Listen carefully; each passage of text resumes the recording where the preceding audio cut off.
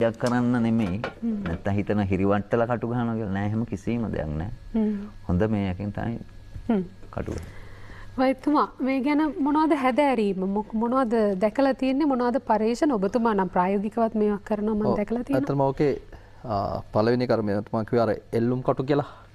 ඕක මිනිසෙක් ශරීරයේ 6 තැනකින් හෝ 8 තැනකින් නෙල්ලනවා. නමුත් දැන් මම ඈත කාලේ ළඟදී දැක්කා මේ තර දේවාලයක ගහනවා මෙතෙන්ට ගහලා කටු දෙකකින් විතරක් උස්සනවා.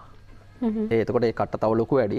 නමුත් සාමාන්‍යයෙන් ගහන ක්‍රමය තමයි කටු 6කින් හෝ 8කින් තමයි මම 4න් එල්ලනවා. නෑ 4න් නේ මම කිව්වේ දෙකනුත් එල්ලන්න පුළුවන්. ඒ ගහන ප්‍රබලතාවය මත. නමුත් අවශ්‍යයෙන් ගන්නේ අර වගේ මොකද ඒ කටුවේ ප්‍රබලතාවය වැඩි වෙන්න ඕනේ. අර කටු ගාන වැඩි වෙන්න පහසුව වැඩි. හේතුව මොකද ඇඟේ හාන්සි කරලානේ මේ ටික ගහන්නේ. ගහලා ඉවරලා තමයි මේ වයින් එල්ලන්නේ. එතකොට ඕක මම හිතන්නේ අපේ ඒත් මහාචාර්ය කාලෝ ෆොන්සේක මහත්මයා තමන්ගේ ශිෂ්‍ය ගෝලයකට ගහලා ඔප්පු කරා 1986 හරි 88 හරි මට මතක විදියට ඔප්පු කරා. ඊට පස්සේ ඕකේ මම ඔප්පු කරලා පෙන්නුවා ඕකේ මොනවාද ඔය පිටේ කටු ගහන එකත් අර ඊට පස්සේ මූණ හරහා කටු ගහන ඒවා ඒක කිසිදු පේවීමකින් තොරව ඒ කියන්නේ අර සමාජ මිනිස්සු අගුණයි කියන දේවල් ඒ කියන්නේ කීලේ කියන දේවල් ඔක්කොම ටික කරලා තමයි ගහන්නේ. එතකොට ඔක තියෙන විද්‍යාත්මක පැත්ත තමයි මේ ගහන තැන්. මේවා ගහන තැන් තියෙනවා. දැන් අපි හිතමු මෙතන අපේ කම්මුල ඉස්සලා ගහන්න කලින් අර ඔබ කිව්වා වගේ මෙහෙම පොඩ්ඩක් එහා මෙහා කරලා මේ තැන් දෙක මාංශ පැහැදිලි මාංශ පේශි දෙකක් විතරනේ තියෙන්නේ. කම්මුලේ තියෙන්නේ පැහැදිලි මාංශ පේශියක්. එතන ප්‍රශ්නයක් නැහැ. මොකද අස්ති තියෙන තැනක ගහන්න බෑනේ. එතකොට ඒකට තමයි අර පුරුද්දක් තියෙන්න ඕනේ. ඒක හැමෝටම ගිහිල්ලා කටුවක් ගහන්න බෑ. එතකොට ඒක ගැන අර මෙතුමන් වගේ පුරුදු වෙලා තියෙන්නේ. එතකොට දන්නෝ මෙතන තමයි ගහන්නේ මෙතන. නමුත් විද්‍යාතුන් බලනකොට එතන මාංශ පේශියක් විතරයි තියෙන්නේ. ඊට පස්සේ පිටේ ගත්තත් කකුල් වල ගත්තත් මේ කෙන්ඩ ප්‍රදේශයේ මාංශ පේශියකට තමයි ගහන්නේ. එතකොට අර පිටේ ගහන එක අර චූටි කටු අර ඇදන් යන කටු කියන එක ඒක ගහනවා නම් ඒකට අහුවෙන්නේ පොඩි කොටසක්. ඒ කියන්නේ ලොකු කටුවක් නෙමෙයිනේ. එතකොට ඒකෙන් උස්සන්න බෑ. ඒකෙන් ඉස්සුවොත් හැම ඉරාගෙන යනවා.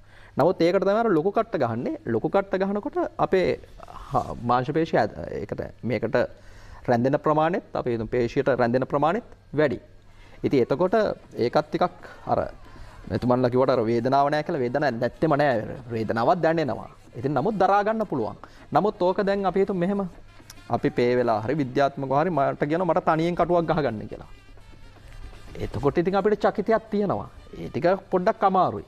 නමුත් අර මෙතන සෙනඟ පිරිලා මිනිස්සු කෑ ගහනවා භක්තිය එහෙම නැත්තම් විනෝදේ මොකක් හරි එවැනි දෙයක් මත අපිටත් විශ්වාසයක් හට ගන්න කමන්නේ. මොකද ඕක ගහනවනේ කියලා ඒ විශ්වාසය මත පුළුවන්. නමුත් පොඩ්ඩක්වත් රිදෙන්නේ කොච්චර ඒ කතාව බොරු දැනෙනවා. ඇයි රුධිර වාහනයක් වෙන්නේ නැහැ? රුධිර වාහනයක් වෙන්නේ නැති එක රුධිර වාහනයක් නොවනවම කියන්න බෑ. සමහරවිට ගලවනකොට බිඳුවක් දෙකක් එන්න පුළුවන්. නමුත් අර හොගාලා ලිය ගලන්නේ නැහැ. හේතුව තමයි මේ ගහන එක තැනකවත් ප්‍රධාන දමනියක් හෝ ශිරාවක් නැහැ. එතකොට අපි සාමාන්‍යයෙන් ඔය කම්මුල තෙරපලානේ ගහන්නේ. කම්මුල හරි වෙන මාංශ පේශියක් නේ හොඳ තෙරපලා. එතකොට මේක ගැහුවට පස්සේ වේදනාව යම් කිසි මට්ටමක් දැනෙනවා. නමුත් විශ්වාසය මත ශක්තිය මත දැන් අපි හිතමු අපි ඉන්සියුලින් ඉන්ජෙක්ට් කරගන්නවා නම් හැමදාම ડોක්ටර් ඇවිල්ලා ගහන්නේ නැහනේ. ඒක පුරුදු වුණාට පස්සේ මේ මනුස්සයා ගහ ගන්නවා. නමුත් ඒක කෙනෙකුට කියන්න පුළුවන් ඒක චූටි මේ කටුවක් මේක ලොකු කටුවක් කියලා. නමුත් කටුවේ ප්‍රබලතාවනේ ඒත් වේදනාවක් දැනෙනවනේ. ඒ වගේ සාමාන්‍ය වේදනාවක් දැනෙනවා. නමුත් අපිට තියෙන විශ්වාසය මත දැන් මම මේක කරනවා කියන විශ්වාසය මත මේක හිත හදා ගන්න පුළුවන්. එතකොට මේක ගැලෙව්වට පස්සේ පොඩි ලේ ප්‍රමාණයක් එන්න පුළුවන්. ඒ කියන්නේ බිඳුවක් දෙකක්. ඒ ඉතින් අපි මෙහෙම පොඩ්ඩක් පිහිට ගත්ත හැටි ඔතනින් ඉවරයි. දැන් මම නම් ඔය ගහන වතාවල මම පොඩ්ඩක් ඔය සර්ජිකල් පොඩ්ඩක් ගාලා ගන්නනේ. මොකද විස බීජ තියෙයි කියලා බයට නම් මෙතුමාර කිව්වේ දාඩියක් තිබුණොත් දැවිල්ලයි කියලා. හේතුව තමයි නෑ අපි මේක ගහන්න ඉස්සෙල්ලා නිතරම දෙහි තියෙන්නේ. දෙහි ගෙඩියකට මේ කටුව යවලා තමයි අරගෙන කටුව ගහලා තියෙන්නේ. මොකද දාඩිය තියෙද්දි ගහන්න බෑ කියන්නේ හේතුව මේ ටිෂු එක අල්ල ගන්න අමාරු. අපහසුයි. ඔව්. ඊට පස්සේ අනිත් එක තමයි හැමේ මොනවා හරි තියුණොත් පිරිසුදු නැතුළු දැවිල්ල එනවා. අන්න ඒක නවත්තන්න පුළුවන්. හොඳට පිරිසුදු වෙලා තියෙනකොට දාඩිය නැතුව තියෙනකොට මේක ඊට වඩා පහසුයි. ඊට පස්සේ රැඳිලා තියෙන්නේ නැහැ. දැන් මම හිතන්නේ මූණේ කටු ගහලා තියෙනවා පෙන්වන්න 3 වතාවක් විතර. නමුත් සිං ඒකේ පැල්ලමක්වත් හොයන්න නැහැ. ඒ කියන්නේ ඊට පස්සේ වෙනකොටම පැල්ලම ඉවරයි. වෛද්‍යතුමා දැන් ඊළඟ පාර අපේ වැඩසටහනේ කටු ගහනවා නේද? අපි ගහමු. මේ ඔක්කොම කතා එක්ක යම් කිසි ආකාරයක දැන් ඔබතුමා කියනවාගේ ඇදහිීමක් එමෙතම් විශ්වාසයක් අරමුණු කරගෙන කරන පේවීමක් කරහා සිදු කරන කාර්ය සහ මෙතුමා කියන විද්‍යාත්මක පසුබිමත් එක්ක මේක කරන්න පුළුවන් කියන විශ්වාසය ඇතුව ඒක තියෙන විද්‍යාත්මක පසුබිමත් එක්ක කරන කාර්යයක් මෙතුමා කියනවා. දැන් මේ දෙක අපි එකට යා කරලා බලමු අපිට මොනවා හරි තැනක් හොයාගන්න පුළුවන්ද කියලා.